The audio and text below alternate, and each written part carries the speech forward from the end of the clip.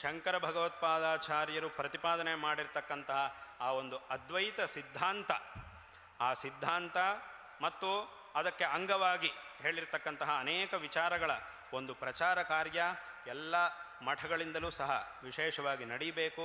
ಆ ಒಂದು ಪ್ರಚಾರ ಕಾರ್ಯವು ಎಲ್ಲ ಕಡೆಯೂ ಸಹ ವಿಶೇಷವಾಗಿ ನಡೀಬೇಕು, ಎಲ್ಲರೂ ಸಹ ಅದರಲ್ಲಿ ಭಾಗಿಗಳಾಗಬೇಕು ಅನ್ನುವಂತಹ ಒಂದು ವಿಷಯವನ್ನು ಈ ಸಂದರ್ಭದಲ್ಲಿ ಎಲ್ಲರಿಗೂ ಸಹ ತಿಳಿಸ್ತಾ ಇದ್ದೇವೆ. ಯಾಕೆಂತಂದರೆ ಶಂಕರ ಭಗವತ್ಪಾದಾಚಾರ್ಯರು ಪ್ರತಿಪಾದಿಸಿರ್ತಕ್ಕಂತಹ ಆ ಒಂದು ಅದ್ವೈತ ಸಿದ್ಧಾಂತದ ಬಗ್ಗೆ ಜನರ ಮನಸ್ಸಿನಲ್ಲಿ ತುಂಬ ಸಂದೇಹಗಳಿವೆ, ಪ್ರಶ್ನೆಗಳಿವೆ, ತಪ್ಪು ಕಲ್ಪನೆಗಳನ್ನು ಉಂಟು ಮಾಡುವವರು ಇದ್ದಾರೆ.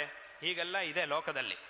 ಆದ್ದರಿಂದ ಈ ಒಂದು ಕಾರ್ಯ, ಅವರ ಸಿದ್ಧಾಂತದ ಸ್ವರೂಪ ಏನು, ಅದನ್ನು ನಾವು ಯಾವ ರೀತಿಯಾಗಿ ಅಳವಡಿಸ್ಕೊಳ್ಳಬೇಕು, ಆ ಮಾರ್ಗದಲ್ಲಿ ಯಾವ ರೀತಿಯಾಗಿ ಹೋಗಬೇಕು, ವಾಸ್ತವವಾಗಿ ಅವರು ಏನು ಹೇಳಿದ್ದಾರೆ ಇತ್ಯಾದಿ ವಿಚಾರಗಳನ್ನೆಲ್ಲ ಜನರಿಗೆ ತಲುಪಿಸುವುದಕ್ಕಾಗಿ ಎಲ್ಲ ಮಠಗಳಿಂದಲೂ ಸಹ ಎಲ್ಲ ಮಠಗಳಿಂದ ಎಲ್ಲ ವಿದ್ವಾಂಸರಿಂದಲೂ ಸಹ ವಿಶೇಷವಾಗಿ ಈ ಒಂದು ಕಾರ್ಯವು ಚೆನ್ನಾಗಿ ನಡೀಬೇಕು. ಅಂದರೆ ಶಂಕರರ ಕಾಲದಲ್ಲಿ ಯಾವ ರೀತಿಯಾಗಿತ್ತು, ಯಾವ ರೀತಿಯಾದಂಥ ಒಂದು ಕ್ಲಿಷ್ಟವಾದ ಪರಿಸ್ಥಿತಿ ಇತ್ತು, ಅದನ್ನು ಹೇಗೆ ಸರಿ ಮಾಡಿದರು ಶಂಕರರು, ಯಾವ ರೀತಿಯಾಗಿ ಎಲ್ಲರಿಗೂ ಸಹ ಸನ್ಮಾರ್ಗವನ್ನು ತೋರಿಸಿದರು ಅನ್ನುವುದನ್ನು ಸಹ ನಾವು ಎಲ್ಲರಿಗೂ ಉಪದೇಶ ಮಾಡಿ ಅದನ್ನು ಎಲ್ಲರಿಗೂ ಮಾರ್ಗದರ್ಶನ ಮಾಡುವಂತಹ ಒಂದು ಅವಶ್ಯಕತೆ ಇದೆ.